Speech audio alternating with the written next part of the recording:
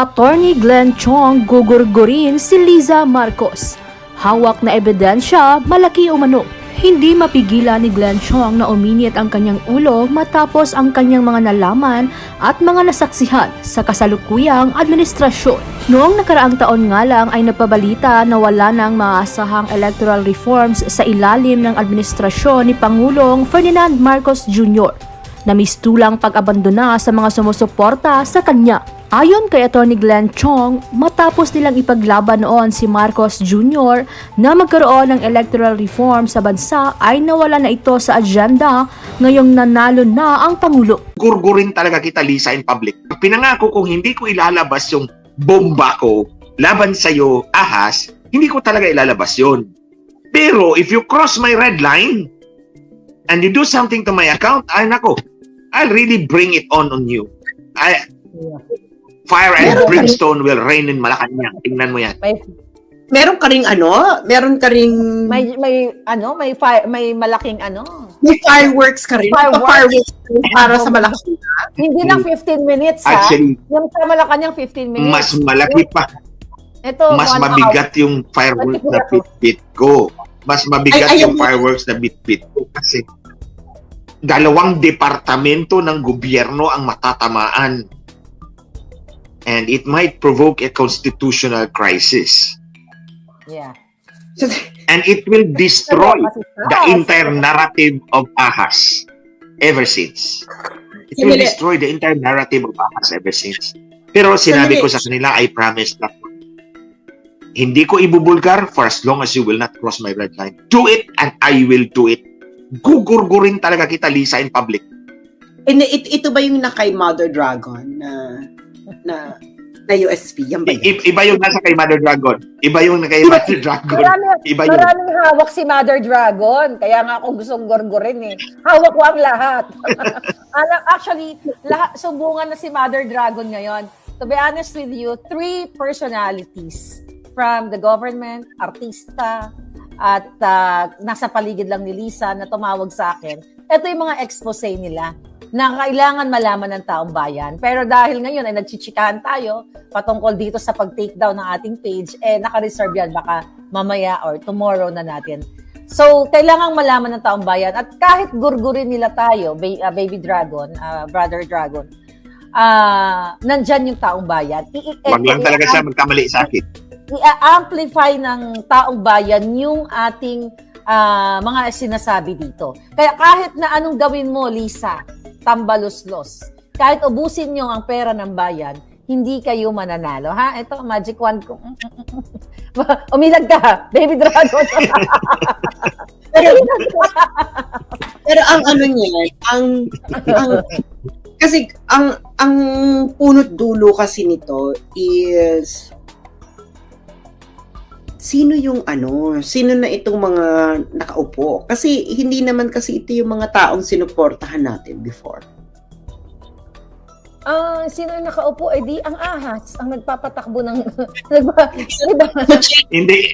Sandali. Mother Dragon, Baby Dragon.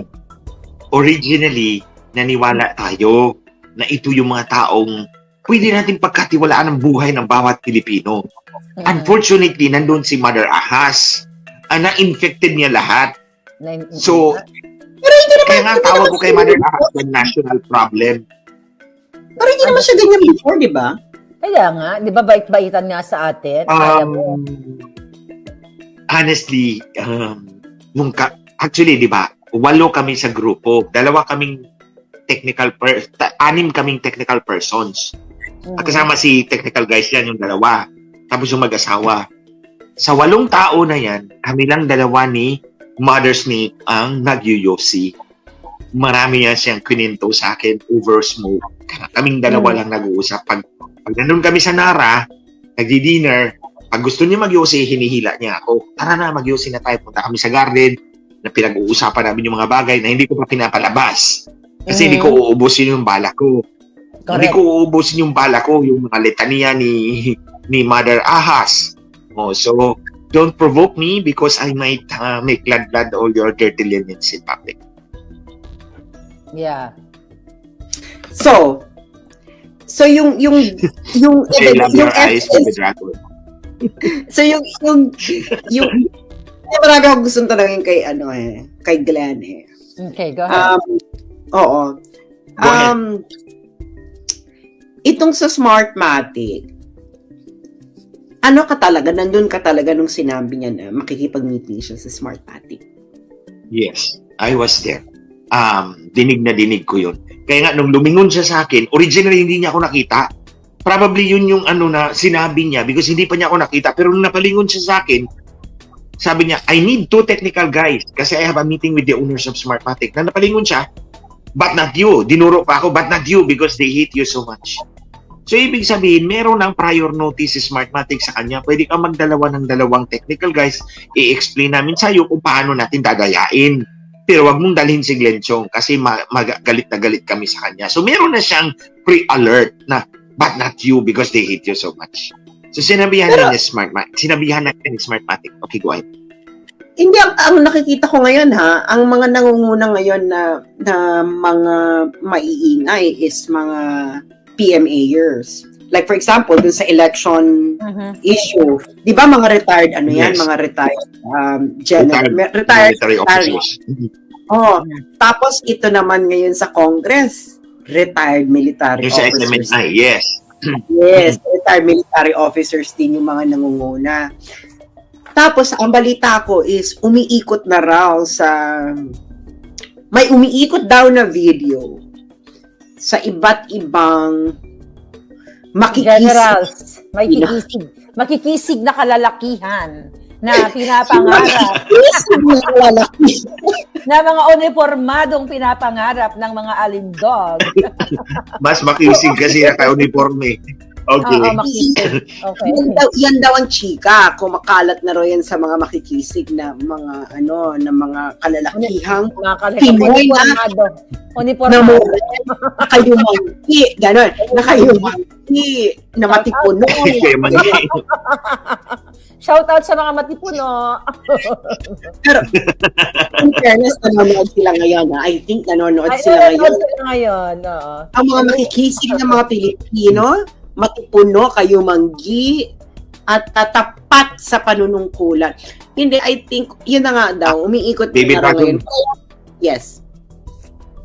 Baby Dragon, given your description of them, kung ako yun, I would live up to those descriptions and stand up for my country. Yes, they will, I think. Go ahead. I think Actually, they tika muna, will. gawin muna kita. Actually, kanina may nakausap akong matipuno, makisig, matigas, matapang, uniformado. Natawa ako sa reaction ni Baby Dragon, no? Yes. Tapos, Mother Dragon, go ahead. Mm. Baby Dragon, go ahead. Hindi, Ano na, anong kumakalat sinabi? na. Anong pinag-usapan nyo? Kaya nga naaalarma sila. Kaya nga ginugurgur tayong isa kasi nga baka lumabas sa page ko, sa page mo, ng bonggang-bongga ang, parang, kumbaga yung premiere night. Di ba? Kaya, Preemptive strike pala to. Oo, bago Mother Dragon, Baby Dragon, preemptive strike pala to. Yes. Preventive war. Preventive war. Preventive war. Usually, nandyan War. na. Sige. Wala pa nga eh. So, Ako. ang Ako. So, yan ang sabi sa inang matipuno, kayo manggi. Matipunong kayo manggi. Matigas na lalaki. Matigas. Nakakala tayo ang premiere night. Matigas pero may lambing sa dulo. Si Lorraine, naa-access pa niya yung messenger niya. Okay. Ako, I was erased from Facebook. This is very different. So, sabi ko nga kay Maharlika, alam mo, I think a drastic move like this will not just, hindi ko na kasi diniscuss sa kanya kasi natatakot ako kasi nasa US kasi siya. So, ikaw na lang, Chot. Okay. Anyway, siguro naman yung mga nakikinig sa'yo, no, binabasa naman nila yung Facebook ko. Alam niyo naman yung mga nakalagay sa Facebook ko, di ba? And you know naman yung mga issues na tinatakel ko. Kasi yung ganitong level, yung ganito kasing deletion, ito kasing wholesale deletion of the account, it's really an erasure, no? I don't think that the government can do that. I think that's where you're wrong. Talaga? Kaya nila? The entire the government itself, Philippine government lang? Well, hindi. Meta admits that some states do make requests. So, and okay, Pero pag ganun kasing level, Trixie, ang request, national security. Pag ganitong ka-wholesale na talagang, they're just gonna delete the entire account. Yeah, pero ito medyo extreme yung sa'yo, the entire account, but not a trace. Not even the old account, diba? And yung ban. Hindi Not a trace. Legacy account. So ano talaga siya? Actually, kahit nga mag-download ako ng information, girl, kasi may option na i-download yung information. I cannot download anything. I can only download my profile pictures, and then that's it. I cannot even download anything I wrote. I cannot download the videos that I uploaded. Kasi usually may ganun meron kang option to download everything that you posted on Facebook. On all your accounts, both, kumbaga, separately. Baka for me, everything got deleted. Pero naman yung campaign to deplatform it, ang tagal na yan Di ba, inumpisahan nga yun ng Rappler earlier last year. Di ba, yung deplatform SAS? Tapos nagsunod-sunod na, di ba? Yeah. Kasama kami doon nadamay kami. Kasi hindi ako nasususpend. Because I'm always careful about what I post. Even Ahmed, natuto na siya maging careful, kahit si Adrian, lahat kami sa we know what keywords we are going to set them off. Ang problema, pag walang katuturan talaga yung violation of community standards. Halimbawa, merong post si Adrian, I think it was about his lunch. Violation ng community standards. So nakakaloka yung mga ganon na no matter how careful you are, because it is unmanned, hindi tao, supposedly, na matitake down ka muna o masususpend ka muna o strike ka muna, and then ikaw ang maghahabol. And buti sana kung clear kung ano yung community standards. But these are old stories. We've had these problems ever since. But ito, at the time when censorship is an issue, because like I said, di ba, ang mainstream, you don't have to threaten them directly. All you have to do is show them what happened to SMNI. Alam nila kung ano yung possible repercussions if they, kumbaga, talk out of school. So, tayo, you are the example. You are SMNI sa social media. Ikaw yung gagawin nila. Ako yung number one nila sa sa listahan. So, this is not a coincidence. Hindi, alam mo, yung mga trolls, they are, inaasar-asar ako dito. Expected na yan. Pero, guys, tinanong nga ako ni Marlica kanina. Sabi ko na, you know what? I did over 6 years worth of work. Yeah. And made people differently on a particular issue. You erased me on Facebook, but you can never, ever erase what people learned from me. Correct. So, and yeah, you did erase me, and it only proved my point. Yeah. Di ba? They're afraid of you. Yeah, exactly. Kasi bakit mo ako buburahin? Wala akong violation. Hindi mo lang ako ni-restrict. You totally remove me from Facebook. So you are afraid, no? Na I'm pretty sure hindi well, I don't want to overestimate their intelligence, but I'm pretty sure they know na kahit na pag tinanggal nila ako is people will just baka meron tong talagang sinasabi si kasi mag-reinforce yung message mo like si Badoy and si Ka Eric, di ba? Nobody knew that Ka Eric and Lorraine Badoy discussed that 8 billion ba? 1.8. But 1.8 billion travel expenses. Travel expenses daw. It only became famous when they put them on. Oo, yun pala yun, di ba? Ako, yan pala nila yan. Kailan yan? And then, Meron palang ganun. meron pa ng ganun. So ngayon, kasi kasi people followed me. They've been following me for 6 years. Mm. And they know my message ever since. Kaya nga nila ako finalo.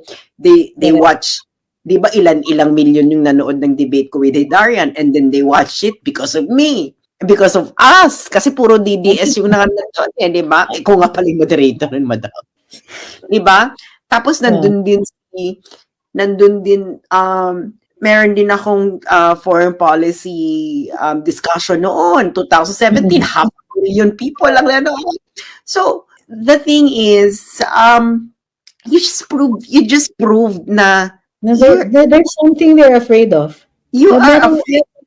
merong kinatatakutan dito. And their admission, this systematic to, because it's all of a piece. It's not just the erasure, it's the trolls, it's the SMNI issue, it's the fact that there's certain things that they're not allowing us to talk about, and then your erasure, and not just you, of course, there's Maharlika, there's Banat, there's you, and then yung mga restrictions on the other accounts, na Kasi hindi naman talaga restrictions na, ano lang, kung Di ba? ano-ano Kasi na. sabi ni Making Sense Pinoy, bakit si Models of Manila di naman anti-Marcos na take down din? Yeah, because maybe of a violation of separate debt violation, iba naman yung akin. Ang linaw-linaw naman nung linya ko. Baka yung Models of Manila, meron siyang ibang ginawa kung bakit siya na-take down. So, kasi, ayan, pinopoison na naman nila yung no? Yeah. It's okay to do that, but, the DDS folks na laman ng social media, alam nila itong mga ganitong laro. No? Wala nga violations. Tinanggal nila. At alam ng mga tao kung anong mga ginawa kong expose